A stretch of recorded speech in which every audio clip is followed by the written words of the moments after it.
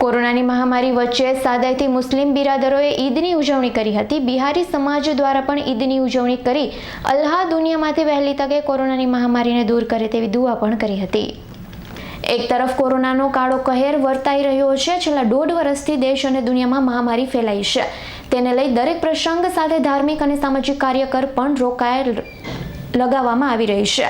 હાલમાં મુસ્લિમ બિરાદરો દ્વારા પવિત્ર રમઝાન માસની ઉજવણી કરાયા બાદ ઈદની ઉજવણી કરાઈ હતી। જો કે કોરોનાને લઈ સરકારી ગાઈડલાઇન્સ મુજબ મુસ્લિમો દ્વારા સાદેથી ઉજવણી કરાઈ હતી। કોરોનાને અલ્લાહ વહેલી તકે દુનિયામાંથી દૂર કરે તેવી દુઆ કરાઈ હતી।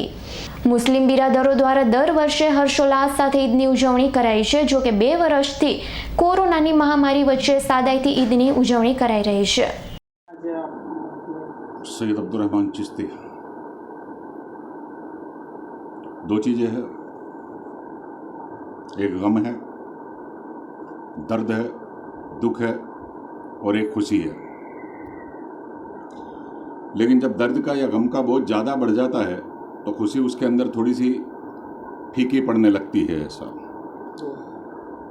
तो गम इस बात का है कि पूरी दुनिया, पूरा विश्व जो है वो एक वैश्विक महामारी का, पूरी दुनिया एक बीमारी के अंदर, कोविड-19 के अंदर गिरफ्त है, जकड़ी हुई है। इंसानियत परेशान है, डॉक्टर, मेडिकल साइंस सब के सब परेशान हैं और एक लंबा अरसा इसके अंदर बीत गया है।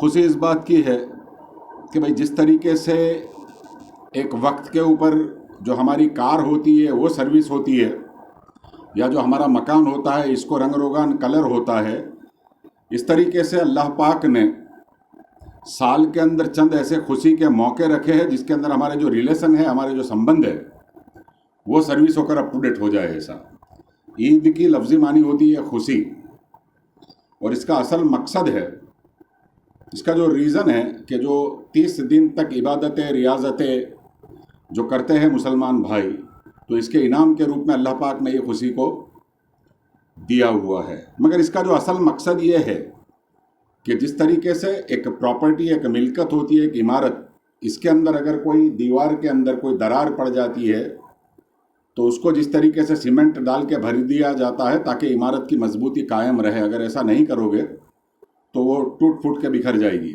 तो संबंध भी वो चीज़ है कि अगर थोड़ा सा डिस्टर्बेंस उसके अंदर आता है, कोई प्रॉब्लम या कोई समस्या अगर आती है, तो माफ़ी की सीमेंट से उसको भर दिया जाए, माफ़ी की सीमेंट से उसको भर दिया जाए ताकि जो रिश्तों की इमारत है उसकी मजबूती कायम रहे।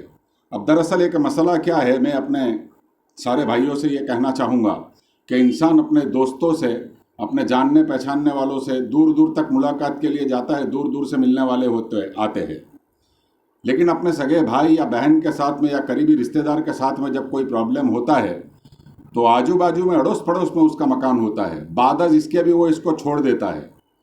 ईद का असल मकसद है दिल की कदूरतों को, कीने को, दुख को दूर कर कर गले मिलना। तो ये ईद की जो खुशी है, अगर ये हालात है कि आदमी दूर दूर तक मिलने जाता है या दूर दूर वाले मिलने के लिए आते हैं और अपने करीबी रिश्तेदारों को अगर वो नहीं मिलता ऐसा, तो वो ईद नहीं है। ऐसा दूसरा एक ख़ास बात मैं ये कहना चाहूँगा कि जिस तरीके से अभी ये जो हमारे इंटरव्यू लेने के लिए भाई आए हैं, उन्होंने कहा कि कुछ दिन पहले हमारे यहाँ पुलिस स्टेशन के अंदर कुछ केस वगैरह हुए लोगों के ऊपर। तो जो कोरोना के लिए गाइडलाइन दी है गवर्नमेंट ने, जो WHO ने गाइडलाइन दी है, इसका सख्ती से पालन करना चाहिए। और मज़हब भी ये बात कहता है, धर्म भी ये बात कहता है। हमारे पैगंबर हजरत मोहम्मद मुस्तफ़ा सल्लल्लाहु अलैहि वसल्लम ने ये फरमाया है कि किसी एक शहर के अंदर अगर कोई वबा फैली हुई है, यानी कि कोरोना जैसी बीमारी, तो उस शहर वालों को चाहिए कि दूसरे शहर में ना जाए, और दूसरे गांव शहर वालों को चाहिए कि उस शहर के अंदर ना आए। हत्ता कि यहाँ तक भी है कि किसी को अगर इस किस्म की बीमारी होती है तो अल्लाह के रसूल सल्लल्लाहु अलैहि वसल्लम ने मुलाकात के लिए भी मना किया है। तो मेरे भाइयों, सरकार का भी कानून है, गवर्नमेंट का, हुकूमत हिंद का भी, और इस्लाम का भी ये कानून है। तो मैं ये चाहूँगा कि इस पर पुरजोर तरीके से अमल करने की कोशिश करनी चाहिए। बाकी सूरत के, गुजरात के, हिंदुस्तान के तमाम भाई बहनों को मैं ईद की बहुत बहुत मुबारकबाद देता हूँ और साथ में अल्लाह परवरदिगार से ये दुआ करते हैं कि अल्लाह पाक हम सबको अपने हिफ्ज़ अमान के अंदर रखे, हमारे शहर को, हमारे मुल्क को अल्लाह पाक अपनी हिफाजत के अंदर रखे, और इस बीमारी के अंदर जितने भी लोग दुनिया से जा चुके हैं और इसके लिए जो पैनिक, जो दर्द है लोगों के दिल में, दर्द हमारे दिल में भी है, तो अल्लाह पाक उसको बर्दाश्त करने की हिम्मत और हौसला दे। और बाकी एक बार ये कहूँगा कि कोरोना की गाइडलाइन का बहुत सख्ती के साथ में पालन किया जाए। यही एक ओनली एंड वन सॉल्यूशन है कोरोना की गाइडलाइन के ऊपर चलना, फॉलो करना, जो गाइडलाइन उसकी दी गई है। बाकी दूसरी बात यह है कि हालात जो है हमारे, ये बहुत बुरे हैं, क्योंकि 1-1.5 साल से पूरे मुल्क की बल्कि पूरी दुनिया की हालत ख़राब है। तो अल्लाह पाक ने जिन लोगों को पैसा दिया है या दौलतमंद लोग हैं, उनको चाहिए कि अपने इर्द गिर्द जो लोग रह रहे हैं, जो गरीब है, किसी भी जात पात का इसके अंदर भेदभाव नहीं होना चाहिए, उनको इस हालत के अंदर दिल खोल के मदद करे। ये सवाब का काम है, ये पुण्य का काम है, और ऐसे वक्त के अंदर मदद करना, अल्लाह के रसूल सल्लल्लाहु अलैहि वसल्लम ने फरमाया कि अल्लाह सदक़े में शुमार करता है। तो मैं गुजारिश करूँगा तमाम भाई बहनों से कि जिनको अल्लाह पाक ने नवाजा है कि अपने इर्द गिर्द के गरीबों का ख्याल रखे। बाकी अल्लाह पाक हम सबको अपने हिफ्ज़ अमान के अंदर रखे और सबको अल्लाह पाक तंदुरुस्ती अता करे। जी, તમારું નામ?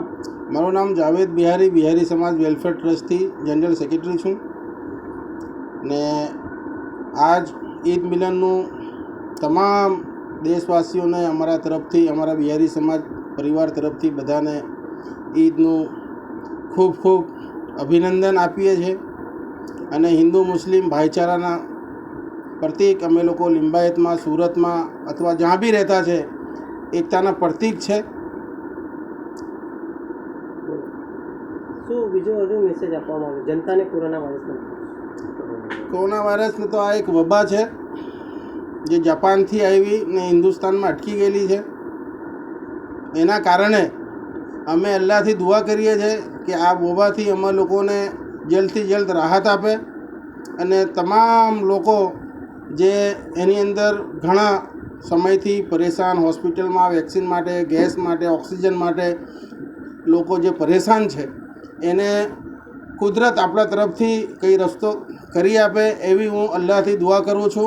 એના હબીબને સદકે તુફેલ અમારું આ દુઆ અલ્લાહ કબૂલ કરે અને લોકો સારી રીતે રહે, બધા ભાઈચારા રહે, બધું જે બંધ છે એ ફરીથી ચાલુ થાય, હરુભરું રહે એવી મનોકામના કરું છું। બહુ bureau report S9 news Surat.